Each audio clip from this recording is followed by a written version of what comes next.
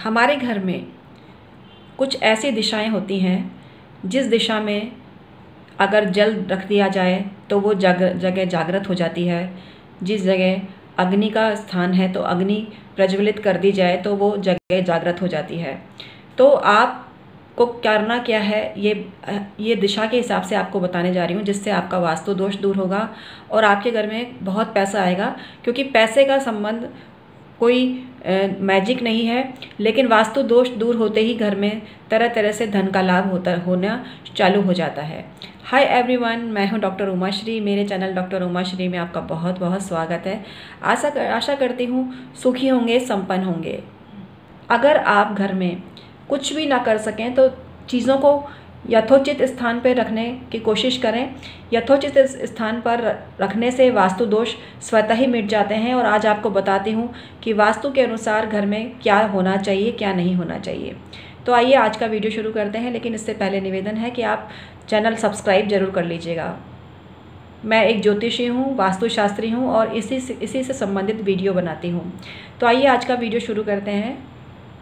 घर का ईशान कोण अर्थात नॉर्थ ईस्ट कॉर्नर जल का स्थान है, तो वहाँ जल से संबंधित संसाधन लाभ देते हैं।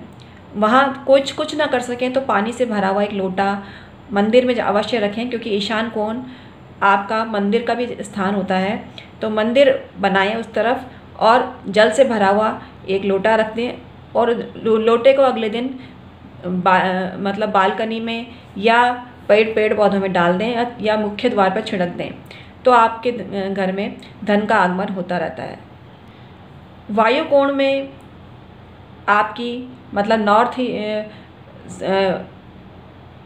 North west corner air element का होता है और नॉर्थ वेस्ट कॉर्नर में अगर आप पंखा लगा देते हो एक, तो वायु तत्व बैलेंस होता है। दक्षिण दिशा में भूल कर भी जल का स्थान नहीं होना चाहिए। जिन घरों में दक्षिण की दिशा में या आग्नेय दिशा में कुआं होता है या वाटर टैंक होता है, उस घर में तरह तरह की समस्याएं पैदा हो जाती हैं और इनका निराकरण संभव नहीं होता। तो आपको चाहिए कि दक्षिण दिशा में एक चूल्हा जलाएं। और चूल्हा अगर आपकी मेन किचन मतलब वहाँ नहीं है, मेन किचन अग्नि कोण में नहीं है, वायु कोण में है, मतलब आपकी किचन नॉर्थ वेस्ट में है, तो आप सेकंड ऑप्शन के रूप में वहाँ एक बरकत वाला दिया लगाएंगे ना, तो भी आपको फ़ायदा होने लगेगा, मतलब धन हानि से आप बचे रहेंगे। इसी प्रकार से दक्षिण दिशा में अग्नि तत्व जागृत होता है जिस घर में, उस घर में भी कभी कोई परेशानी नहीं आती है।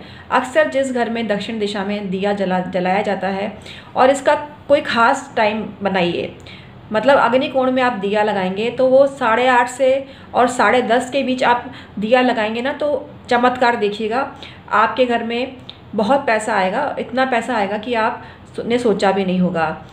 आप ये काम मंगलवारी अमावस्या को भी कर सकते हैं। मंगलवार को अमावस्या है और इस दिन सौभाग्य नामक शुभ योग है और शोभन नामक भी है।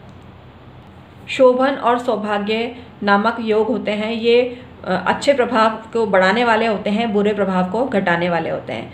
तो अगर आपको ये चाहिए कि आप मतलब 8:30 से 10:30 के बीच में या आगे पीछे कर सकते हैं कुछ समय, इस अवधि में आप अग्नि का शुद्ध घी का दीपक जलाएं। शुद्ध घी के अगर दीपक नहीं जला सकते हैं तो तेल का दीपक आप लगाएं। तेल किसी भी तरह का ले सकते हैं। वैसे सरसों का तेल और तिल्ली का तेल दीपक में लगाया जाता है। और मतलब ये बत्ती जो है, तेल वाले में तेल की बत्ती लगाएं और घी वाले में घी की बत्ती लगाएं। अमावस्या के दिन बहुत से काम होते हैं, पितरों के निमित्त भी काम होता है अमावस्या के दिन, और वो करना चाहिए। थाली निकाली जाती है और भोजन की थाली मंदिर में भेजी जाती है, तो बहुत पुण्य आपको मिलता है। दिया हमेशा एक ही समय पर लगाते हैं तो उस घर में बहुत बरकत होती है और धन की आवक होती है। इस मनोवृत्ति से आपकी एकाग्रता भी जागृत होती है।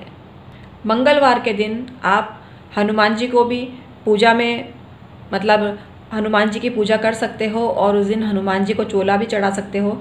हनुमान जी को सिंदूर भी चढ़ाना चाहिए। मंगलवार को सिंदूर चढ़ाने वाला कभी दुखी नहीं होता और उसके ऊपर हनुमान जी की कृपा बरसती रहती है।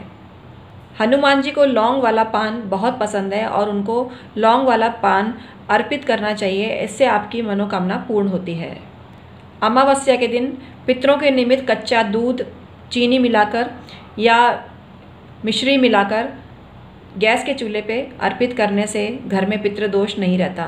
पितरों का स्थान अग्नि के चूल्हे पर और आपके परंडा पर रहता है, तो परंडा पे भी एक दिया लगाना चाहिए।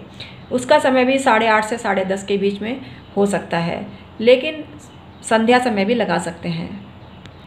तो आज की जानकारी आपको कैसी लगी? उम्मीद करती हूँ आज की जानकारी से आपको बहुत लाभ हुआ होगा और आप मुझसे परामर्श भी ले सकते हैं। डिस्क्रिप्शन में ईमेल आईडी दी हुई होती है और उसके थ्रू आप मुझसे संपर्क कर सकते हैं। हम रेकी हीलिंग भी करते हैं, एंजल हीलिंग भी करते हैं और अगर लामा फेरा भी आपको कराना है तो लामा फेरा भी करते हैं। आपकी कुंडली में या कोई प्रॉब्लम है तो हमेशा मतलब सद्भावना रखें और हमसे संपर्क करें। हम आपको उपाय ज़रूर बताएंगे, लेकिन ये सर्विस चार्जेबल होती है मित्रों। तो आज का वीडियो आपको कैसा लगा मुझे कमेंट करके ज़रूर बताना।